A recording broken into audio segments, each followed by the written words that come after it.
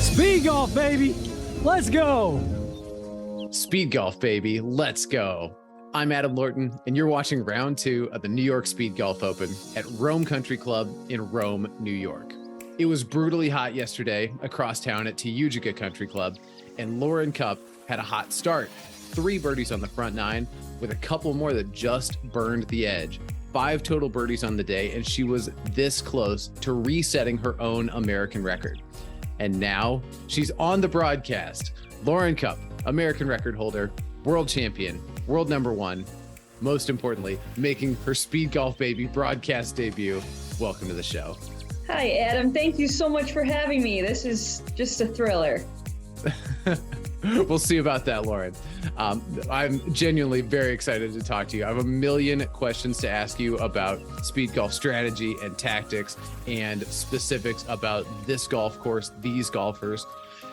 And because of schedules, a lot has actually happened for you since you played round 1 at Tiougega. But for our viewers, that's where they last left off. So if you don't mind, take a minute, and I'd like to walk through a couple of the highlights, hear what your thought process. First of all, really hot start. Birdie on the par 5 first. You had a 6-footer for birdie on the par 4 second, just burned the edge, and then another birdie on the long par 3 third. How are you feeling at this point in the round? Yeah, it was a hot start to a hot day at Tiougega. As you said, birdied 1, and then just missed out on 2. And 3 is probably the toughest hole for me at Tiougega. It's a 180-yard par 3, and with very few clubs in your bag, it wasn't an easy distance for me. So to come away from that green with a 2 was pretty exciting. And did we guess right? Is a 5-wood the second club you carry? Yes, sir. If I'm at a course where I can reach the par 5s and 2 with a 5-wood, I bring it. And Tiougega is one of those courses where the par 5s I can take advantage of. So I do find value in bringing the 5-wood. All right. So it's driver, 5-wood. 6, 9, wedge, putter. 6 clubs in the bag. Yes. Sounds awfully heavy. It is. It's a few more than a lot of speed golfers, but I try to play golf first.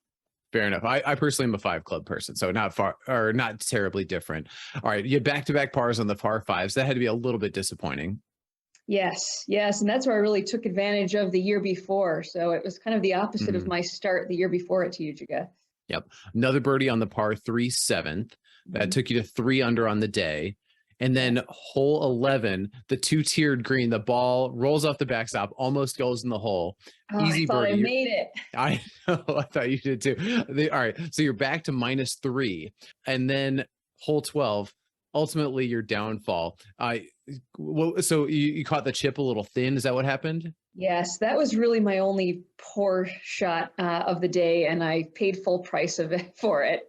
Not a good place to miss right of that green. But then, chipped it way too far over the other side. And I know from there, you have a tough time stopping it. At what point in the round did you feel like the heat was catching up with you? Yeah, I will say I usually do pretty well in the heat. Around that point that we're talking about now, around 11, 12, it actually started to scare me a little bit because a feeling that I've never felt before was feeling cold when it's 95 degrees. Oh So I don't know if you could see that in the video, but I was actually shivering the last 6 or 7 holes, feeling pretty sick. So I slowed down tremendously the last 6 holes or so, just thinking, all right, I got a good round going, and I wanted to finish. And speaking of that, actually, this is one of my downfalls as a golfer, is that I don't know how to deal with a round that's going too well. How do you think about that, or how do you approach that? I will say that that's one of the benefits of speed golf, is that it's going so quickly. You don't necessarily have time to think about how great of a round you're having, or the opposite. So yeah, that's something in speed golf that I really like. You only have time to think about the next shot, not the round as a whole, or what you have to do the next 3-4 holes. or where you're going to fall apart. So that's something that I really like about speed golf, and that's something that has also helped me in my regular golf game as well. Fantastic.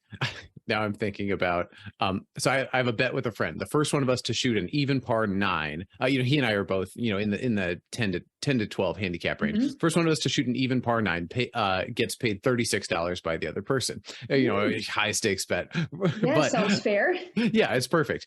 And in round 1 of the Kentucky Speed Golf Open this year, I made 7 straight pars to open the back 9, and so that bet was just flashing in my mind. Come on, all you need is 2 more pars. Bring That's it home, Adam. Come on. And what happened? Are you $36 richer? No, I shot 40 on the back. Which, by the way, best back 9 I've ever shot at Glen Oaks. Yeah, still pretty good. Yeah, I had Especially a good day. That was actually the best round of speed golf of my life, all in, all things considered. Not a PR for score, because that's a long course, but Yes. I had a really good day that day. But this is not about me. This is about the New York Speed Golf Open. Here we are. We're across town, ready for round 2. Now, you're one of the hosts of the New York Speed Golf Open, and one of the things that makes this event unique is that you play 2 different golf courses. We saw Tayuga in the round 1 broadcast, the mounds, the unique bunkering, the green complexes. How would you describe Rome Country Club? Yeah, so Rome is a little bit lengthier, both from tee to green and the actual course. Still 4.4 mile run, greens. right? Right. Yep. Still undulating greens and elevation changes. I know Scott Dawley calls it the little beast, but there's nothing little about it. So yeah, it's a pretty tough track. Definitely the first few holes, which you'll see shortly, are some of the toughest. All right. And from what I hear, there was an equipment malfunction due to the heat, and that's why we don't have footage for you, Lauren. Lucky for the dudes, because you were on fire. Speaking of the dudes, let's go ahead and introduce them. I'll start with Scott Dawley. On day 1, he shot 77 in 51 minutes. Really tough day for Scott at Tayuga. 9 bogeys for Scott. It ended up with 6 over par, 77 in 51 minutes. Not the kind of golf we normally expect from the director. Mm-hmm. Yeah, absolutely. And I think, part of that could have been the heat, but part of it at Tayuga is also the greens. You don't want to be above the pin. That's right. And Scott did find himself kind of on the wrong side of a few of those pins. You think about shooting to the safe side of the pin. The safe side of the pin at Tayuga is sometimes not on the green. You got it. All right. And then Speed Golf Rob Hogan. Stat correction, by the way. In the last broadcast, I said Rob won the 2013 Speed Golf World Championships. Rob actually issued a stat correction on TikTok. He won the 2013 and 2015 World Championships. Sorry for the half-assed research, Rob. By the way, I hope you come on the broadcast sometime soon. Really enjoy all your commentary on TikTok. You weren't really incorrect. You just missed one. Incomplete. That's all. Yeah, incomplete. We'll go with an incomplete. There we go. Rob shot 84 at Tayuga in 39 minutes, 30 seconds. Lauren, could you put that time into context for us? No, I can't, because I just can't fathom it. I wish I was able to drive around, although I wouldn't have been able to keep up with them and watch. Under 40 on any course is just so blistering fast. Absolutely. He is a pleasure to watch. And then a golfer, Lauren, Wes Cupp. Very clean card for Wes. 10 straight pars to close out a 4 over 75 in 45 minutes and 50 seconds. He leads Speed Golf Rob by 2 minutes and 40 seconds, or 2 2/3 strokes, I suppose, if you want. Lauren, Rob has an uphill battle ahead of him if he wants to beat Wes on his home course today. I know it's been a while for you since you've gone into a tournament round trailing a competitor, but how do you think about playing from behind as opposed to playing with the lead in speed golf? Yeah, well, I think sleeping with the lead in any sport is tough. I think for Wes, his mindset at Rome Country Club has just got to be stay in it, play good golf, and do what Wes does best, which is make a lot of pars. Absolutely. Go. Okay. Tell us about hole 1. So hole 1 is the toughest hole, I think, on Rome Country Club. One of the 2 toughest holes. Definitely a tough start hole. Off the tee, you'll see Wes is going to try to go down the right side here. Does the water come into play for Wes on the left side there? It certainly can. It looks like he hit maybe a little bunt driver just short. Mm-hmm. Oh, and that shot he looks like he wasn't happy with there. I know why. Yeah, he's found himself above the pin here. It seems like it's going to be impossible to get this anywhere near the hole. It's left side is really tough. And you'll see when he hits this one, this is a very tough green.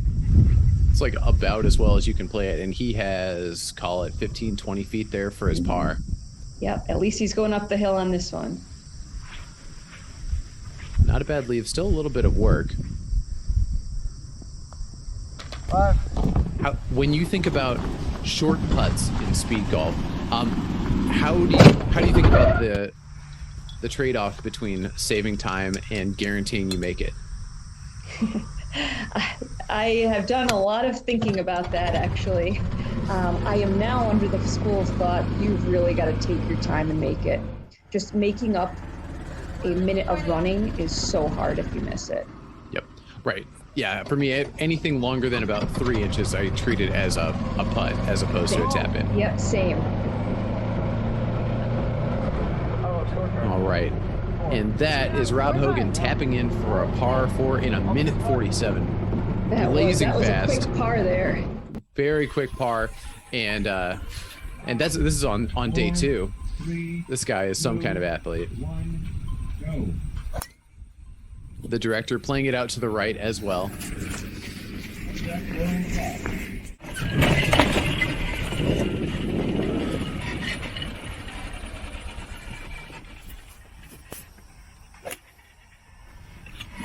Great shot. Nice easy swing there. Nice easy swing from Scott. And he has just been loving the spike that he added to his silo setup, not having to bend down so many times. I do think that that's that can be an energy saver. Absolutely. But now the tough part is, how do you putt with it? Wow, look at that start.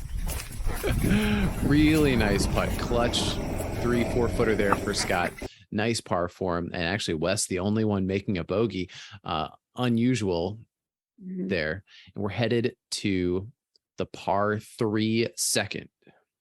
Yeah, so this is also a difficult hole. It's pretty lengthy to a very, very tiny green. And if you miss the green left or right, it's a very difficult chip, especially if you don't have a wedge that's very high and loft in your bag.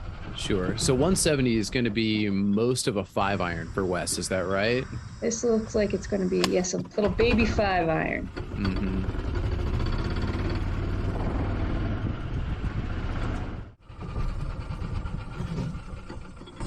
It looks like leaving it on the front edge is really the proper miss, right? Exactly right. Even in regular golf, that's really your miss is short. Mm-hmm. It's a pretty decent, pretty easy chip in there.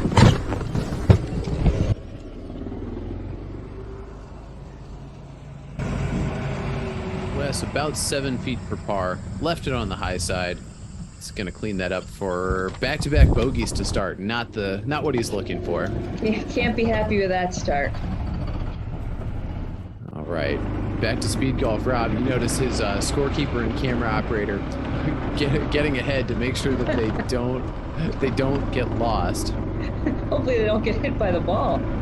Did you see the video? The viewers are going to get tired of me talking about this. The video where Rob talked about how he adjusts the distances on his 7-iron. This is on Irish TV. It was posted on YouTube as well. It was fascinating. He's talking about not only is he taking an easier or harder swing, but then also opening and closing the face, hitting a fade or a draw to accentuate the distance control. I mean, if all you're working with is a 7-iron, you need to get really creative with that distance control. Absolutely. And that is something for me too, that speed golf has really helped with my regular golf game, where I can hit different shots with the same clubs. It is interesting because you talk to somebody like John Sherman, Practical Golf on Twitter. I love his guidance, and what he says is most golfers are attempting too many different kinds of shots, and they would be better served to just stick with the baby draw or the baby fade, whatever their swing most naturally produces. And I do wonder if speed golf is an exception to that, or I don't know. In general, I think that as a speed golfer, my best results come when I simplify my game, when I only have a few shots. But you still have to do distance control. You still have to get the 9-iron anywhere from 150 all the way down to 120, for example. Exactly right. All right. Just missed the short putt there for Scott Dawley. Bogey on the par 3 second. I would call it, if there's an acceptable bogey on this golf course, it's on this hole. Yes, absolutely. A lot of fours made on number 2. Most definitely. And how about a back-to-back par 3? Back-to-back par 3s, just like at Utica, back-to-back par 5s. Well, speaking of back-to-back par 5s, spoiler alert, there are going to be a few of those later in the round. You got it.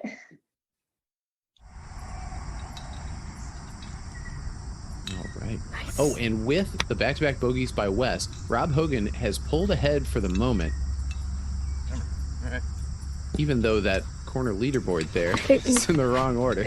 We'll try to fix that in post. All right. Rob, looks like he's left himself a good 10 feet for par here. All right. Good effort, but that's going to be a 4. There's tees back this way. That way.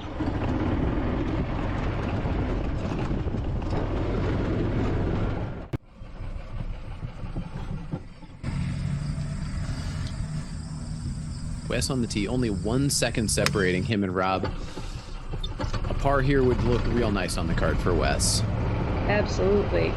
That's really interesting to see them playing at the same time, to see how close it is, and boy, does it really come down to seconds. It does, and as we were watching Rob and Wes, and also Rob and Scott trade off in round 1, we're seeing that Rob, despite making a bogey, is only losing half or 2/3 of a shot because he's going that much faster than the other golfers. But Wes, par in 104, that's exactly what the doctor ordered. That's going to put him back on top of the leaderboard. And it's time for the director to right the ship after a bogey on the second. Going left, he says. Anytime a speed golfer spends that much time watching the ball, usually didn't not go a good exactly thing. where they drew it up. Oh, and seeing Scott go down the cart path here reminds me of a lesson I learned from Jason Hawkins in the Kentucky Speedgolf Open, which is that Jason, a lot of times, he does not run the shortest distance between 2 points. He runs to minimize the amount of climbing he has to do. And, of course, he loves to stay on short grass or cart path. And that was something I hadn't fully appreciated about his game until I watched the tape. There are so many lines that I would have run down by the pond and then back up, and instead he runs far outside around the pond. That's really interesting. So many different nuances to think about. Yeah. Well, and at Glen Oaks, energy management is so key. 5.5 mile run, all those hills to climb. Over eight significant hill climbs at that golf course. I have nightmares from 8 green to 9 tee. I love that golf course an unhealthy amount because I just think it's the ultimate test for a speed golfer. But boy, it takes every ounce of golf skill and running prowess and strategy if you're going to execute. Hey, healthcare executives, are you losing $500,000 a year or more in your Medicare Advantage risk contracts? I mean, for your sake, I hope you're not. But if so, do you want somebody to take a look at that for you? So that is my day job. When I'm not doing speed golf commentary, I'm helping healthcare executives like you turn around their performance in Medicare Advantage risk arrangements. So if you're losing $500,000 a year or more in a Medicare Advantage deal, don't wait. Head to analyticaliq.com right now and book a free call with me. Wes Cupp on the tee on the par 4 fourth. 373 yards down the hill. This yet another hole with a creek running through it, but this one does not look reachable, at least from the tees we're playing today. Correct. Looks like Wes tried to stretch a 9-iron there, possibly a flyer lie there in the rough. Yes, and a fun fact: if we get a good angle on on Wes, you may notice that he's got a big black eye that he's playing with this weekend. Right. Go ahead and tell the story. What happened to give Wes a black eye? He had a run-in while he was practicing speed golf the week before with a golf ball from an errant drive that hit him almost right in the temple. That is so scary. It was so scary. It knocked him right out. Do me a right favor. out. When you see Wes, On his feet, was out for tell a while. him you saw a bunch of spirit. Holy cow. And he was There's a joke about lucky it seagulls caught him in the being called cheekbone spirits. instead of somewhere else. But you'll see if you get close enough, he's got a really bad black swollen eye. Holy cow. Hundreds up there. Am I right that the other golfer just didn't know there was anyone else out on the course? Especially, or it was like early in the morning, they would have no idea that somebody was coming around on hole 18. Yes, he may not have. Yes, he was on 10T, and someone was trying to cut the corner on 18, and then, just didn't see him. Yes. That's scary. And that's another 4. Another 4? Yeah. All right. In the distance, that's Rob Hogan making a par. 1 over on his first 4 holes. A real nice start for Speed Golf Rob, and he is within 3/4 of a shot of Wes.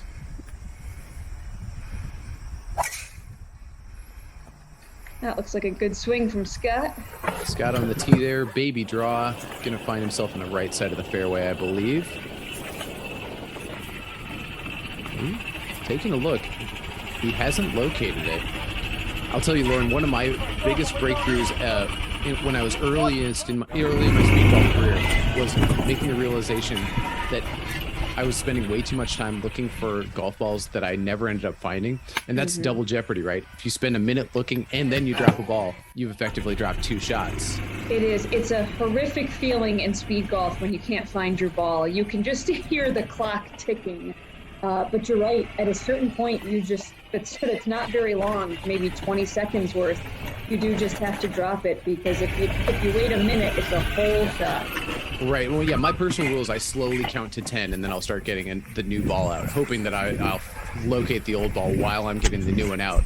But I know you had a terrible one on number 4 at Glen Oaks when you thought you'd hit a perfect drive, and it was just nowhere to be seen. It was nowhere to be seen. I thought it was fairway.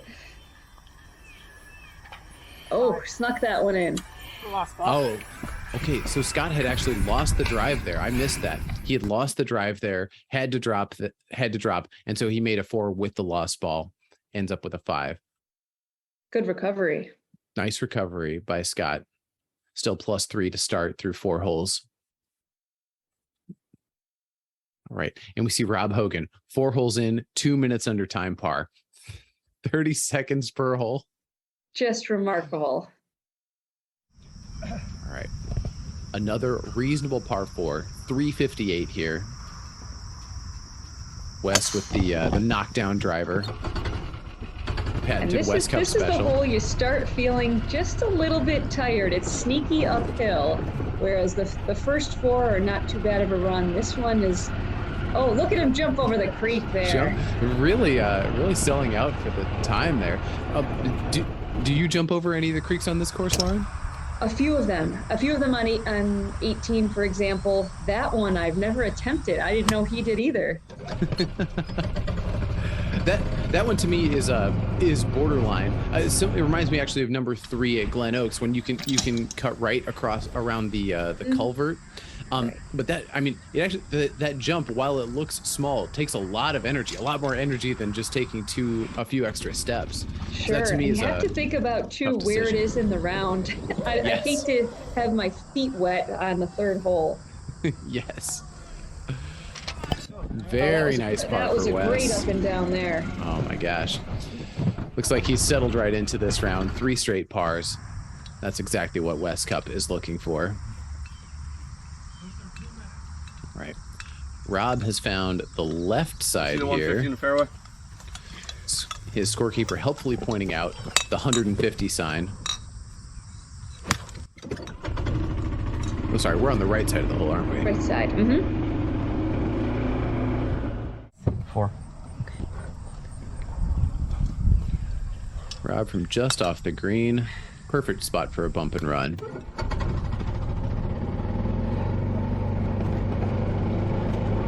It's a nice leave there, about 3 feet for his par. he converts it. Minute 58. Wow. That's a great start for Rob.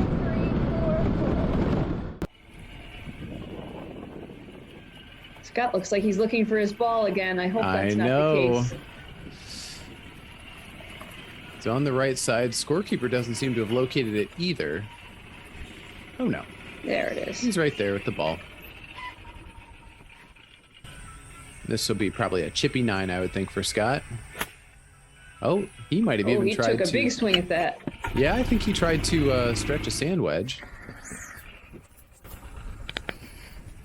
Seems to have worked out. Good shot. Call it 30 feet for his birdie. An aggressive roll there. And that's in an uncomfortable zone. Oh, very nice great stroke putt. there for Scott. So Scott does the one-hand putting. Did he do that before he had the spear? Yes, he's always been a one-hand putter. He actually commented in one of our videos telling us that he putts better one-handed than two-handed, and he even plays slow golf that way. Wow, I cannot fathom that. I've tried the one-handed putting a few times, and with the long putts, just have less feel than I usually do. Right. See, short par 4 coming up here. Actually, so in the Kentucky Speedgolf Open, when Wes's hook broke off, he ended up having to do some one-handed putting. He made a one-handed birdie putt, and I remember he gushed to Scott afterward, "Hey, you should have seen my one-handed putting." Right, 10 seconds separating Wes and Rob. Wes over here in the left rough. This is always a really tough shot for me in speed golf because there's a real force carry. You'll see when you get up here, there is a creek in front of the green and then a pond long left. So without all the clubs in your bag, to be able to both, oh, there he goes, carry Another the stream and hold the green is not an easy shot. Well, and it looks like the stream, like it looks like there's not even really a safe miss to the right unless you're going way long. Oh, just right. Missed a birdie. Oh, that would have been a nice 3. Yeah, that's a very Still, if you get out hole. of there with a 4 in speed golf, that's pretty good. Amen. Luck can go wrong. Yeah. What if you're hitting a 7-iron approach? Right. A soft, chippy 7-iron. I suppose approaching from the left is the best angle for Rob here. That would scare me just plenty. Oh, he's laid it up. He looked like he laid up there. Mm-hmm. Good play. Next tee box, straight to the right. Of all the shots Rob hits, the 50-yard pitch with the 7-iron is one of the most impressive, I think. That is impressive. He must open that face right up. Mm-hmm. Well, and in the really good putt. The Ireland video I was telling you about, Well he done. hits a sand shot with the 7-iron, and it's just the most beautiful 7-iron sand shot you can imagine. That is wild. All You right. have to be innovative, don't you? You do. So something to think about too for the New York State Open that's a little bit different than other tournaments is that there is a really quick turnaround between days.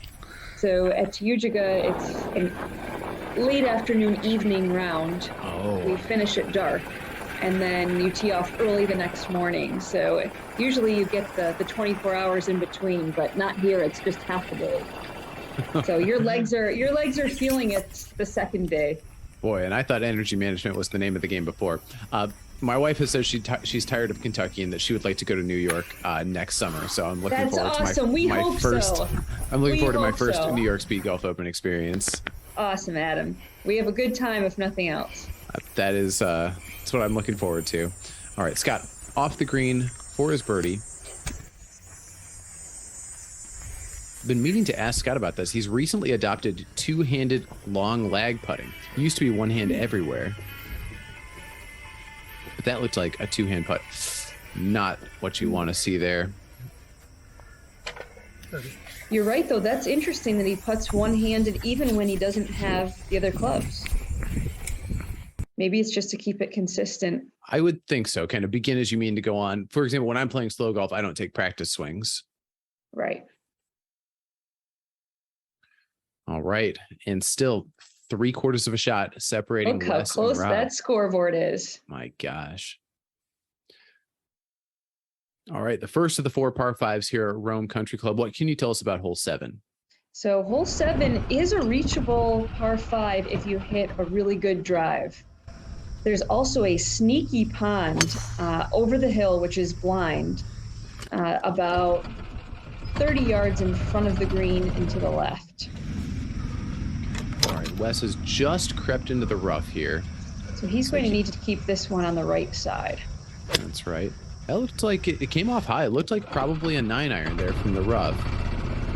So we should expect that to bounce down the hill. And do you see him taking a... He's taking a drop. He thought he was trying to lay up there, but accidentally hit it in the pond. That is a mistake that I'm surprised he made. Must have gotten a big He would love to have pop. that one back. I heard him say he thinks the ball rolled 60 yards into the water. Yeah, he would think he's got that distance down, so that was surprising. Mm-hmm. Oh, he's got to be absolutely steaming now, and it's not because of the heat. But I think I saw some smoke coming out of his beard there. That is a disappointing bogey if ever there were one. All right, Rob has found the left rough off the tee. 7-iron from there should be the perfect layup. Give him just a nice, comfortable 90-yard shot with the 7-iron. Right as power alley. Mm-hmm. Confident stroke there, carrying the water. The beard, it looks like he has it braided for this tournament. Probably a wise choice. I'm sure that's more aerodynamic. Yes. When it comes down to seconds. So this is third shot or is fourth? For birdie That was from the fourth. front That was edge. 4 birdies. Looks like he's 4 left par. that pretty short. It does. Next tee's Oh, he back picked it here out of to the hole. left. Very nice. Par for Rob, 227. So yeah, I gained a stroke and a third on Wes there on the par 5 7th.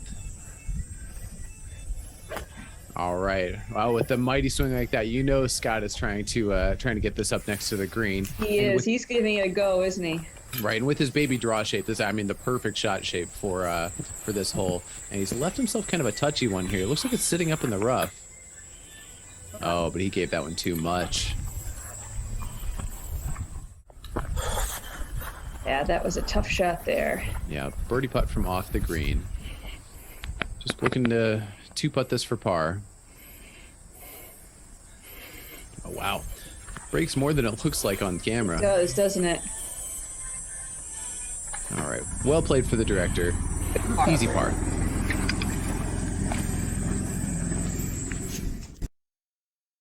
All right. And through 7 holes, your leader, Rob Hogan, by 16 seconds. Wow, that par 5, he gained a lot of ground, didn't he? Did. All right. This is going to bring us to the par 4 8th. Short par 4. Looks like no serious trouble on this hole, Lauren. That's right. Starting with hole 8, this is where you can make your move. This is a short par 4. You'll see Rob just has almost a little chip into this green. I believe we're actually seeing Rob's third here. Don't 100% quote me on that. Not sure what happened there, but maybe he didn't hit his drive straight. That's right. That would be my best guess. Yep. By the way, sincere appreciation to the to Rob's traveling companion, who also acted as camera operator here. Really appreciate her stepping up, capturing this round on film. Yes, this is his daughter here, who's a total sweetheart, and fun fact, has a gorgeous voice. You'll hear it later. Wes does not love that drive on Not the happy with that one, is he? I think he's heading for the right side. Maybe not.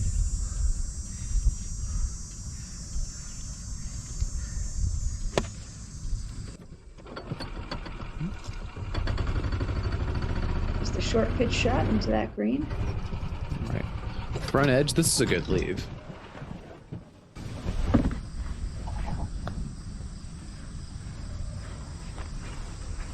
Oh, I thought he went to grab it out of the hole. Just left it a tick short, That but fast. was dead in the heart if he had gotten it there. Still easy tap in par. All right. The director. Oh, yeah. He probably hit that hole high, but not in the direction he wanted. Right, and you can get a fine break there, or it can bounce on the other side, and then you're on hole 2. Let's see where he is. Oh, he looks like he's on the ladies' tee from 2, but you're right. Pretty good leave. And an excellent lie. Yep. We'll put some sand on that later. Yep. Oh, wow. He caught that ball clean, lots of spin, but it looks like he carried it just a bit too far. And that's a tough leave where the pin is. Really is, yeah, short-sighted. And these greens look pretty firm today. Yes. Up until this point, we really hadn't had a lot of rain at all. You can see that in the fairways, too. It's very dry for central New York. It's like a little fighting with the camera there. And that's going to be a tap-in bogey for Scott. Disappointing on a short par 4 there. That was a scoreable hole. I'm sure Scott was looking for better. All right, Wes, the only one to make a par, only 7 seconds slower than Rob Hogan. So I would say that was a speedy par for Wes, back on top of the leaderboard by half a shot. Great. So And now we're entering a stretch of 3 par 5s in a row. Gotta love a course designer who doesn't try to shoehorn any particular order, just goes with what the geography allows. So this is a dogleg right, Lauren. What can you tell us about hole 9? Correct. So yes, the not often seen 3 par 5s in a row. So this is a dogleg right. You can cut off as much as you like on the right side to leave you a shorter shot in. It looks like Wes cut off a little too much. This would be the occupational hazard. Really soft shot there. He's got a forced layup here, whereas if you do make it around the corner, you can try to go for the green over the creek. But looks like the tree made the decision for Wes there. Mm-hmm.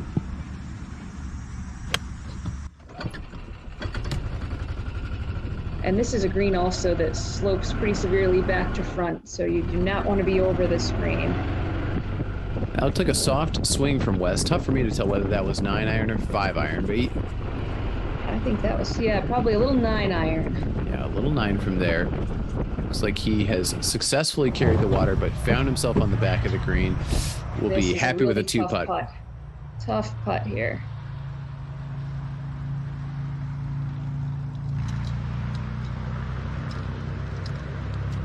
Really well judged. Just a little under 3 feet there for the par. Wes takes his time, knocks it home, 39 on the front in 22 minutes and change. Can you tell us, Lauren, what is Wes's score ever at Rome Country Club? Yeah, 39 he can't be too happy with. I think he is trying to keep it down to pars and bogeys here, but he's had some pretty low rounds. He's had a lot in the 60s and 66, 67. Wow. That's real golf. All right, and Rob, just over 200 yards here. With that pond in front, I'm expecting he will try to lay up here. I'm thinking the same. It is a very big carry. The pond is right in front of the green. That's right. All right, he's left himself, here on the safe side of the fairway. Probably 60 to 70 yards. Confident swing there. Gosh, with that water in the way, I would be taking a little more time. That's a tough shot. Okay, well, missed it long. Can you grab me a scorecard? Yeah. And this is a tough place to do your bump and run. My gosh, really you well played that well. I mean, that's going to be past the hole, but I don't think you can do better than that. No, that's a really tough shot without a lofted club. Mm-hmm. There's Rob's scorer, Stan O'Connor, who also played in the 9-hole division and then came out to score. Thank you, Stan. 40 for Rob on the front 9 in 19 minutes and 46 seconds. That is so impressive. That is speedy.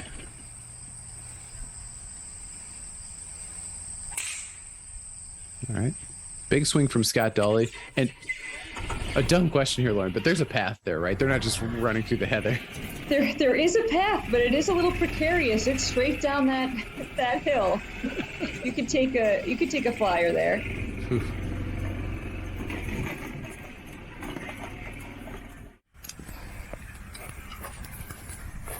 Okay, Scott sitting pretty, middle of the fairway. Looks like he's going to give this a go. Oh, no. That was a layup swing if I've ever seen one.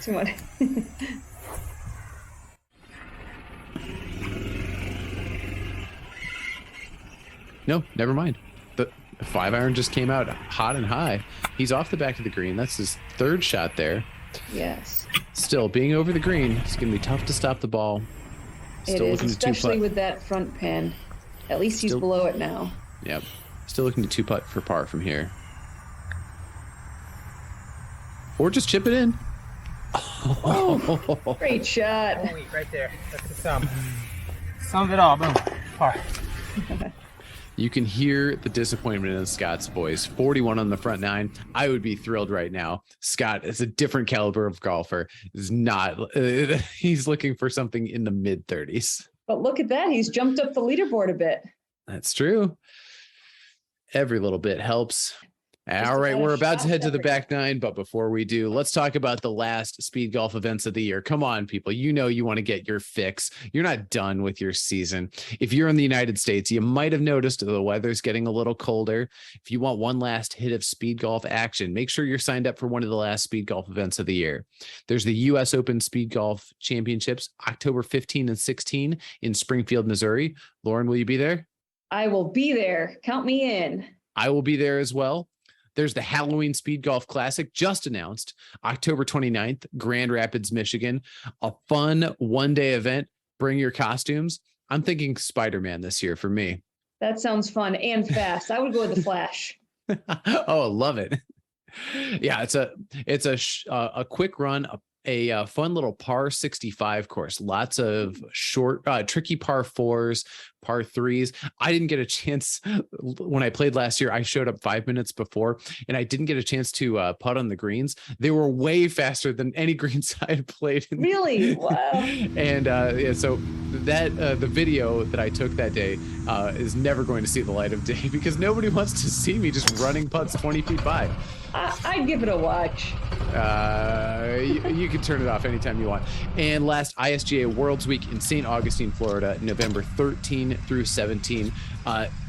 Jamie Reed, all of the top speed golfers from around the world are going to be there. Mikko Rantanen, Wes Cupp, Lauren Cupp, Scott Dawley, Jason Hawkins, Luke Willett, Rob Hogan. They're all going to be there. You should be there too. It's going to be the celebration of speed golf. Yes, and the great thing about that is Worlds only happen every other year, and because of COVID, we haven't had a World Championship in 4 years. So really looking forward to having all the best players in the world there. Wes, boundless energy, just creek hopping all day long, despite having played in the 90-degree heat at Tayujiga just yesterday afternoon. And this is Wes for birdie, I believe.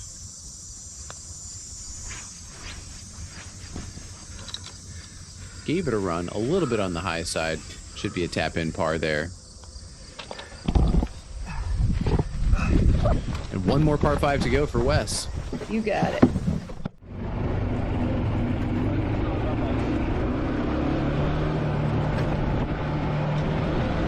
Looks like the scorer stopped into the clubhouse during the turn.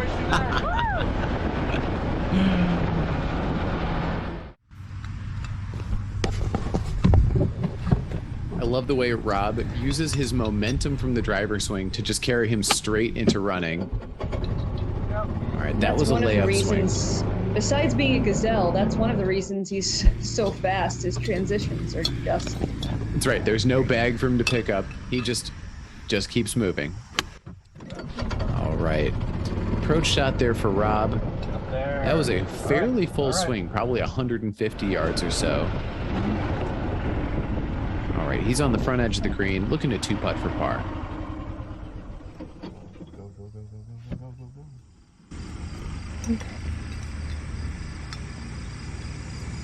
Little work left still. Oh, just runs it by on the low side, taps it in for bogey. 2 minutes and 41 seconds for Rob.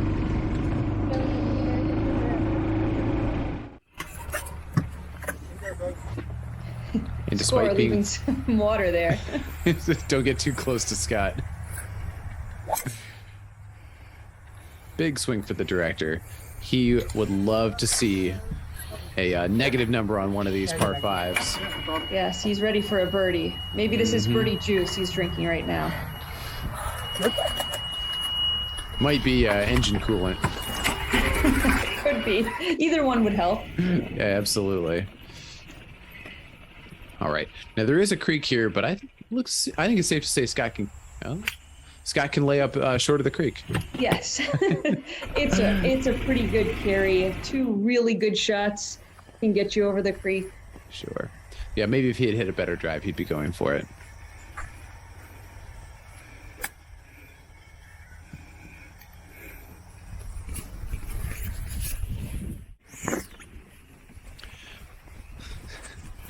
Sometimes privately, I think that Scott likes us to keep our courses all around 6,000 yards because it's an advantage for him because he hits the ball so far. Exactly right. Yeah, Springfield is made for him. Oh, absolutely. All right.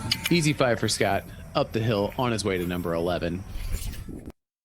And what can you tell us about number 11, Lauren? So number 11 is another par 5. You've got to keep your drive right to get around the corner.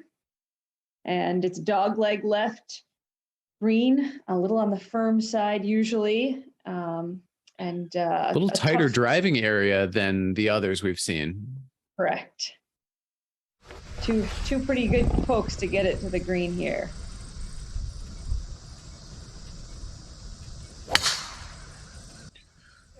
Wes likes that one. Strong hip turn from Wes there. It's exactly the shot shape he's looking for. Oh, and center of the fairway. I think he'll be pleased.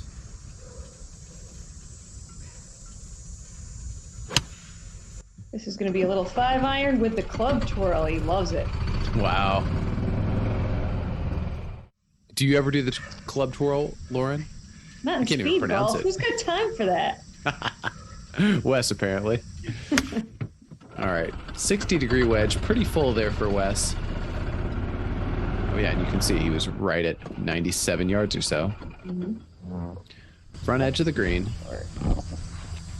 Not a bad lead. This is another one that long is not that much fun. Oh, Good great chip there. touch on the bump and run there.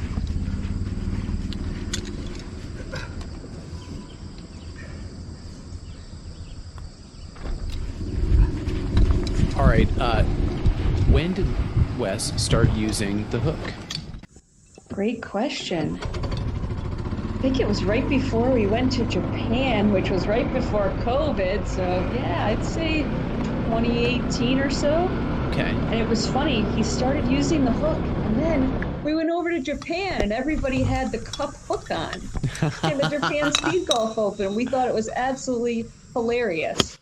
Oh, so much fun. Well, so when I started getting serious about speed golf, one of the things I figured out was that I'm wasting so much time not bringing my clubs on the green. And so I tried all of the methods. I tried the bag on the shoulder like Jason Hawkins. I hated it. I absolutely hated it. I tried one-handed putting like Scott. Hated it even more if that's possible.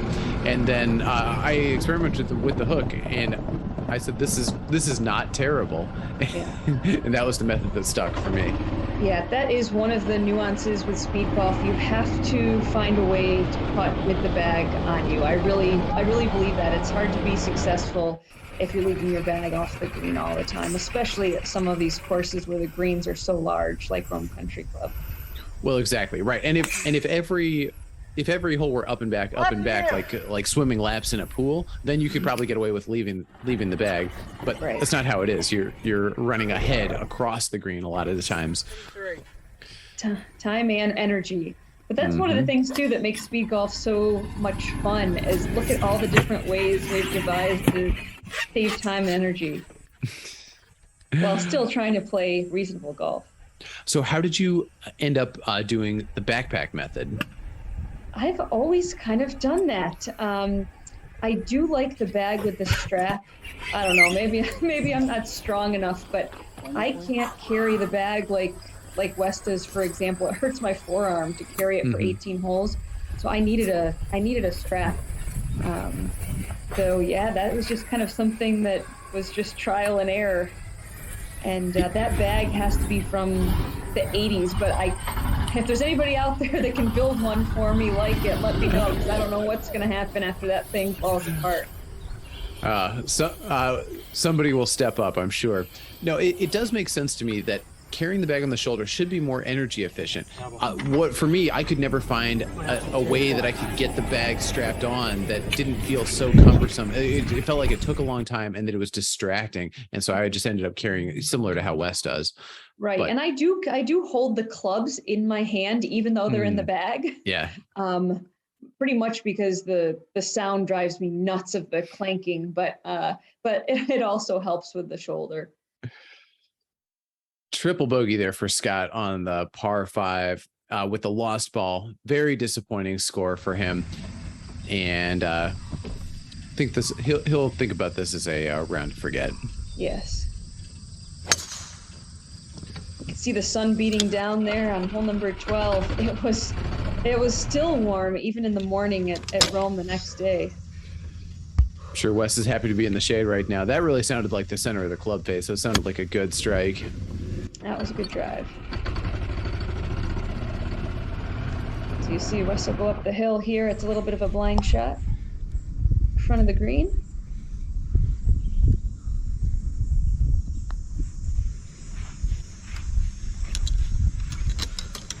Oh, those are the kind of putts you love in speed golf when you don't have to think about the next one. It's a beautiful thing. It's true. The difference between having 6 inches and 18 inches is fully 15 seconds, I feel. Mm-hmm. And less stressful. Exactly. You're hauling ass. You're hauling ass. That you are, Rob Hogan. Very accurate. Front edge of the green for Rob. Perfect spot for a bump and run. Gonna have a little more work than Wes. This looks to be about 3 feet.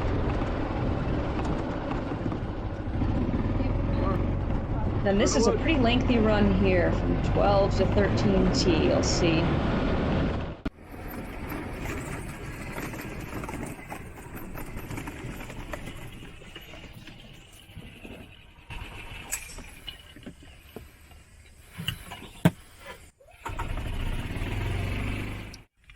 Like a good swing there from Scott. Yes, look, he's way up there. Should be a 9-iron, and now I see what you mean about the blind shot. Ooh, didn't love that one.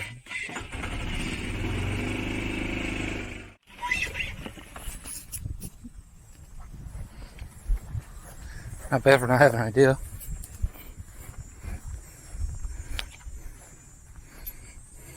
All right. Nice chip there from Scott.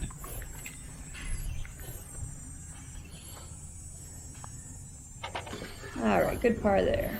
Good par, good recovery. All right, so Lauren, actually the New York Speedgolf Open is a perfect event to talk about energy management. How do you think about energy management, especially in terms of climbing hills, in terms of a 2-day event? How do you approach that mentally and physically? Yeah, I really try to rush in between the shots and then take my time at the golf shots, if that makes sense. So I take a lot of time, more than others, at the golf ball. I try to rush in between, but at the golf ball, I really try to take a few deep breaths so that I can take a good swing at it. Yeah, and that's like that one there. Oh yeah. And the same thing on the greens as well. That makes good sense. And I mean, your speed golf score is nothing without your golf score. Yes, and you don't have to run quite as far if you can hit it straight. Exactly right. I'd love some lessons on that. It is. That's a bad feeling when you start hitting it sideways. And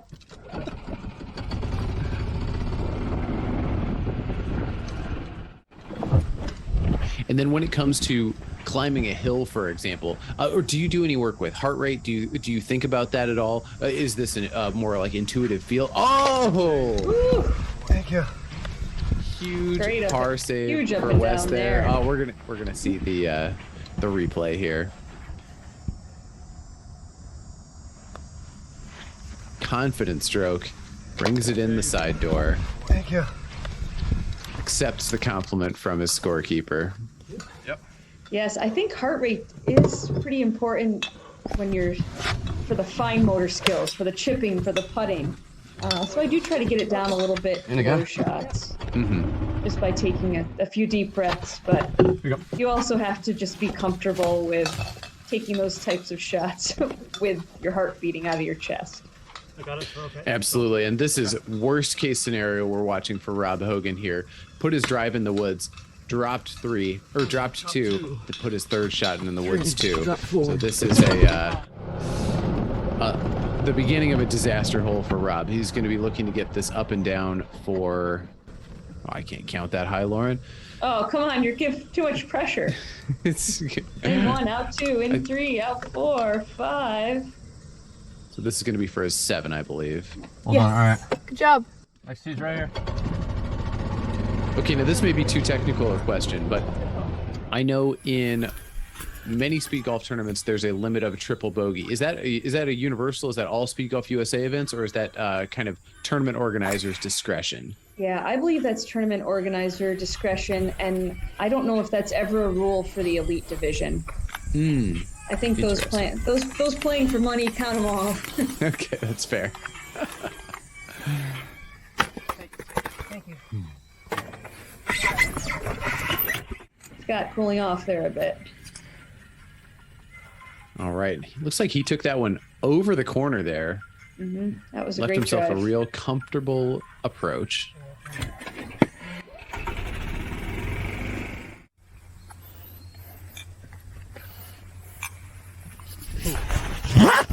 Nobody told me my fly was down? So nobody told me my fly was down? I have How nothing rude. to say about that. I can't believe Scott didn't interrupt his round. to update his camera operator. And to hear the zipper too, I think that was accurate. I mean, so this too much information. This is being shot on Scott's DJI Osmo Pocket camera, and based on how faint everything is except for the zipper, I can't help but wonder if it's maybe turned around backward with the microphone facing facing us. You're right. That's probably it. Good comedic relief. Amazing. All right. Hole 14, par 3. Got to carry the water here. And this is a 2-tier green. Is that right, Lauren? Yes, absolutely. So this is This is a real. This is a malfunction. This is yet another replay This of is Wes' Wes awesome making the putt. putt again on 13. All right. Now I Yeah, expect we're going to see him 14. tee off on 14. Go ahead. A lot going on in 13.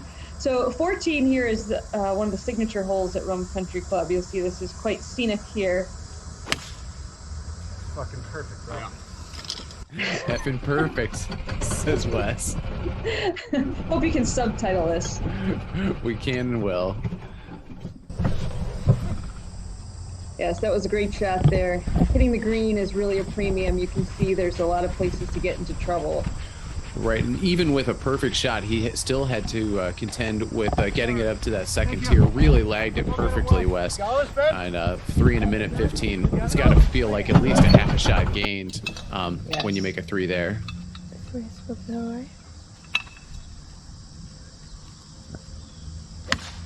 Rob, 155, Yeah, good one. comfortable So you know distance the next for the tee's 7 to your iron. right from here.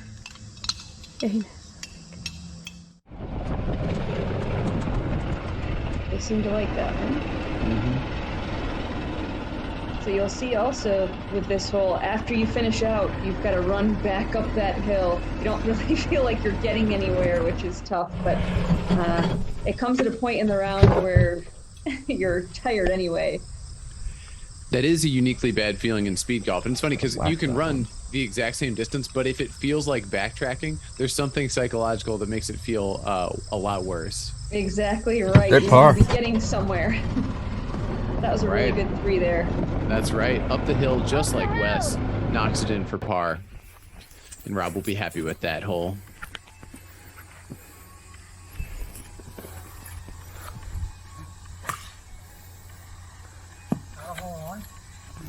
Ooh, Scott thinks he may have aced it.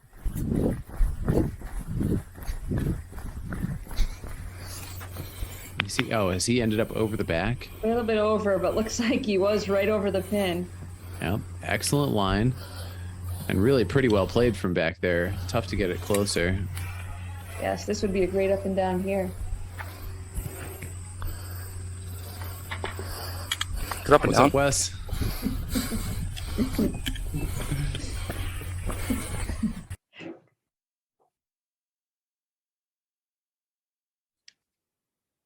All right, 3 threes for our featured speed golfers there on hole 14. And we are really into the final stretch here, Lauren. And I would say, Wes has a lead. It's not an insurmountable lead, but Wes has a big lead here. Short par 4 coming up, and it looks like room to the right. This is what I love to see on a driver hole. Room to the right. Room to the right. Me, you and me both. Right, But you're right. You really want to keep this drive to the right side. Well, and funny you should mention that. Wes says punch draw here. So he's aiming down that right side and trying to punch it. Looks like he overcooked it a little bit. Yeah, he's pulled that one.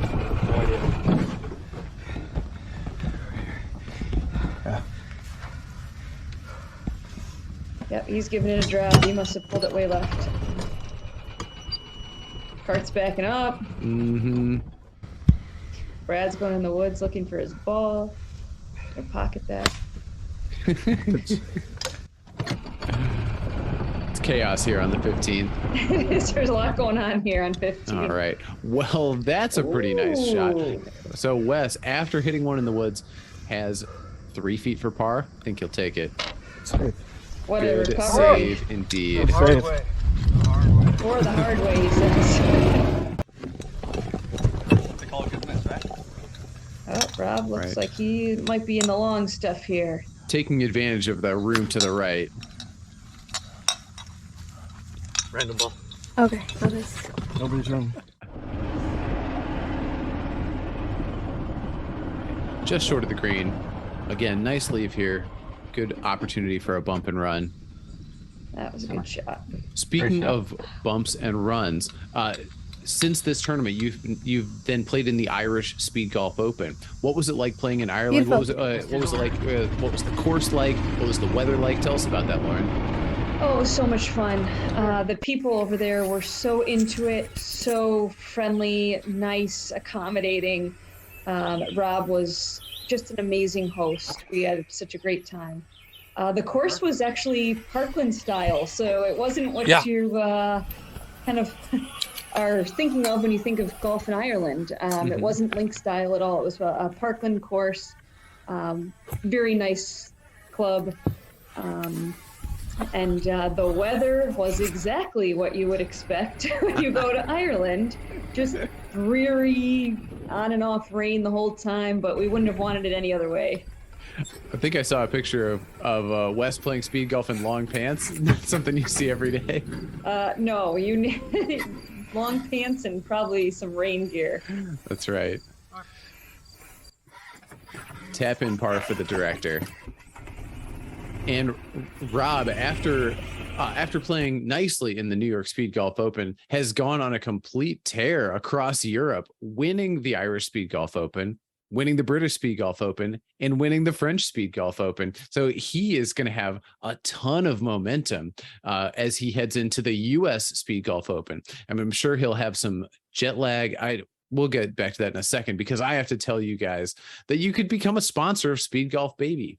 Do you want access to an audience that loves speed golf just like you do? An audience with disposable income, an audience that includes business owners and fitness lovers?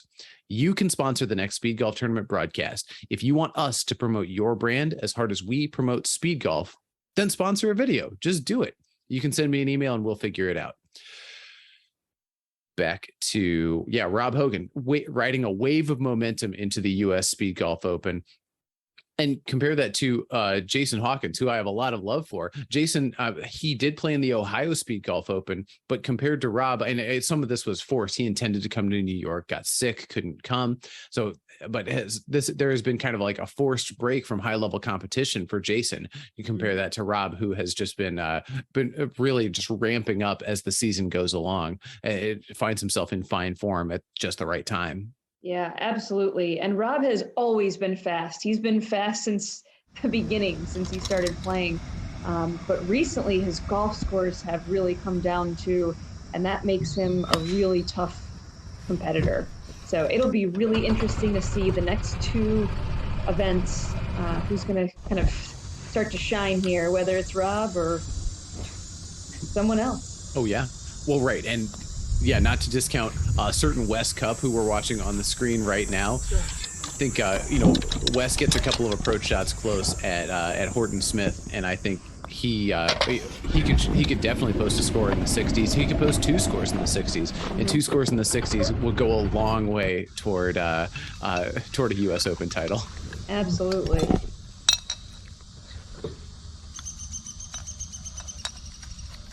This is the par 3 here, 16.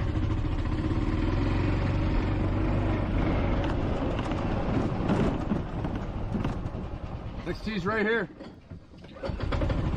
Nice play from Rob, and other than that unfortunate blemish on the card, a lot of pars on this back 9. That's exactly what you're looking for. Scott at the par 3.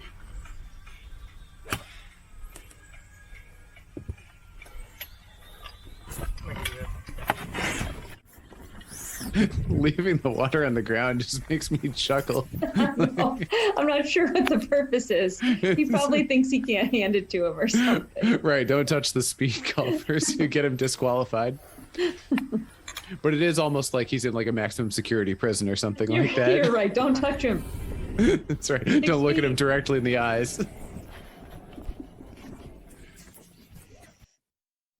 3 threes again for our featured speed golfers. 1 minute and 1 second this late in the round for Rob Hogan. My gosh, this man. All right.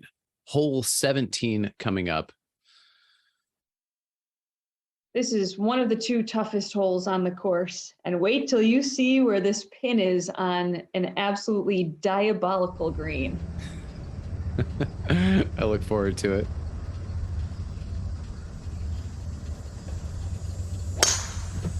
Wes had to sleep on the couch for 3 nights for putting the pin there after my round. I had a good round going till 17. Too funny. Chippy driver there for Wes. Kept it short of the creek. Looks like he'll be taking the bridge instead of the jump ferry. Yes. Oh, really What nice play. a shot. Yeah. See, he doesn't think this pin location is bad at all.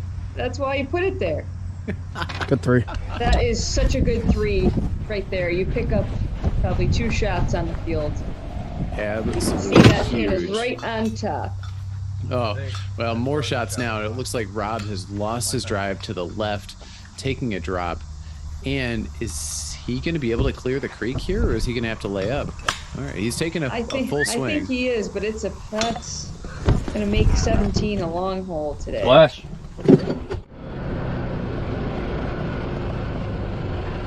Oh, and all right. It looks like he has gone in the creek, taken a drop there. That was his 5th shot approaching the green. Now we'll be looking to get up and down for 7. Playing great. Whose house is that?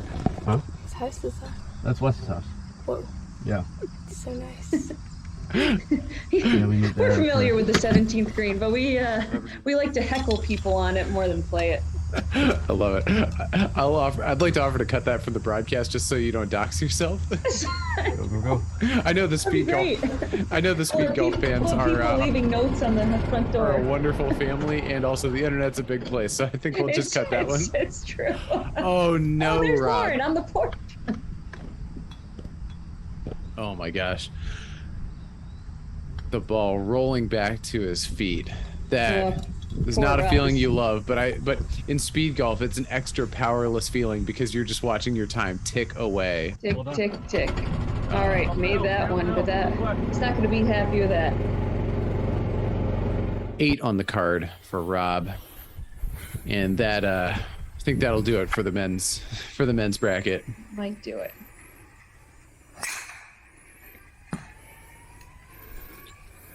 Down the right side. Yeah, it looked like, again, baby draw as Scott is accustomed to. Perfect distance. Great drive. Had a full 1.5 yards of fairway left.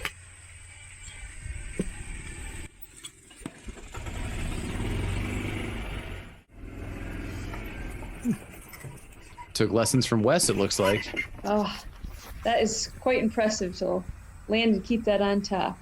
This is going to be ticklish here. He knew it though. That's a great 4. Really nice. Rob and I would pay a lot of money for those 4s on 17. Well, it's the end of day 2, but it looks like Scott's golf game is closer to rounding into form than we've seen it most of the weekend, which is a good sign for him as he too travels across the pond to those European tournaments that we referenced. And we're on to hole 18, Lauren. Par 4, 334 yards. Wes on the tee. I would taking 5-iron. Yes, I would think this is one he's just trying to put in the fairway here. Right, Wes doesn't have the benefit of knowing that he has an insurmountable lead right now. Right.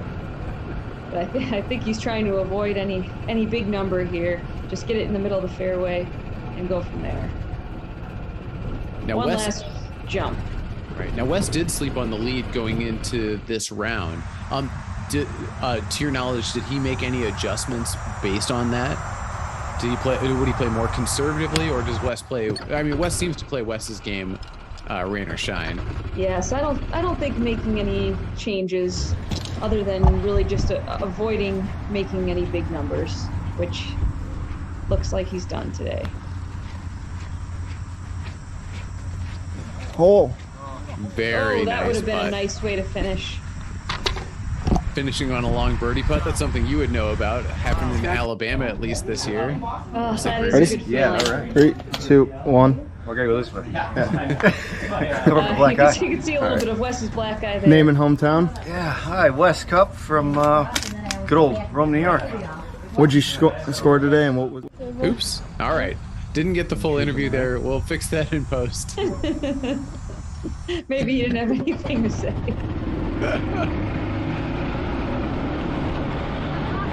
Here comes Rob down the 18. Mm-hmm. I don't have anything. Well hit. Well hit. Yeah, that's this direction. Is it in the fairway? Looks like Rob has cut the corner. You didn't hear anything I say, could be. Middle of the fairway, says Stan. Now that's a great feeling. Yes, Worried about a lost when you do ball. find it, that's pretty nice. Worried you've lost your ball and instead finding it in the center of the fairway 50 yards from the green. Yeah, that'd be just fine. Right, doesn't happen that often, does it? No, it does not. Quadruple. All right, just over the back of the green. Birdie putt here for Rob. See him finish in style. This is going to be Rolling one down the here. hill. This is a ticklish one, isn't it? It is. Call it 5 feet for the par.